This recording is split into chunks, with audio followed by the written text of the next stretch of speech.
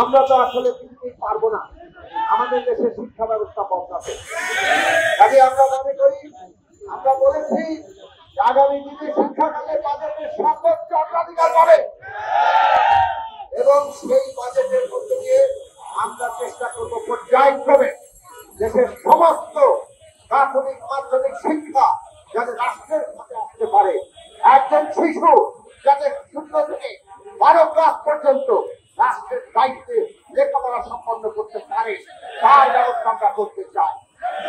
কাজেই আপনাদের এই যে দাবি, আপনাদের দাবির সাথে আমরা একমত। এই দাবি ইতিমধ্যে সরকারও অনেকটা মেনে নিয়েছে। জাতীয়করণ করতে করছে 28শে জানুয়ারি 2025, এখনো বাস্তবায়ন হয় না। অবিলম্বে বাস্তবায়নের উদ্যোগ নিতে হবে।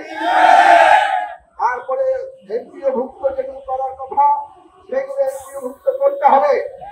নতুন করে এমপিওভুক্তির যে প্রক্রিয়া সেটা শুরু করতে হবে। এই সমস্ত দাবি আপনারা যাতে পূরণ করেন এই জন্য শিক্ষা মন্ত্রণালয়, সংশ্লিষ্ট মন্ত্রণালয়ের কাছে আমরা দাবি জানাই। আপনাদের যদি সম্মতি ভালোবাসা আপনারা লড়াইটা চালিয়ে যান। আমরা শান্তিপূর্ণভাবে আপনাদের এই লড়াইয়ের সাথে আমরা আছি এবং আমরা আপনাদের পক্ষ থেকে আমাদের যা দাবি উত্থাপন করা যায় এই দাবি যাতে বাস্তবায়িত হয় তার জন্য আমাদের কথা বলা সেটা আমরা বলবো। ইতিমধ্যেই মাধ্যমিক আপনার বিভিন্ন পর্যায়ে শিক্ষকরা আন্দোলন করেছেন, এমপিওভুক্ত শিক্ষকরা আন্দোলন করেছেন, তাদের যে বাড়ি ভাড়া, মেডিকেল ভাতা এই সমস্ত নিয়ে আন্দোলন করেছেন।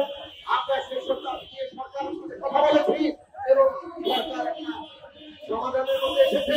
কিন্তু আমরা চাই তাদের পরিপূর্ণ দাবি বাস্তবায়ন হোক এবং সমস্ত পর্যায়ে শিক্ষকদের বেতন, সম্মানজনক বেতন, বাড়ি ভাড়া এবং তাদের মেডিকেল সহ সব ধরনের সুযোগ সুবিধা যাতে নিশ্চিত হয়।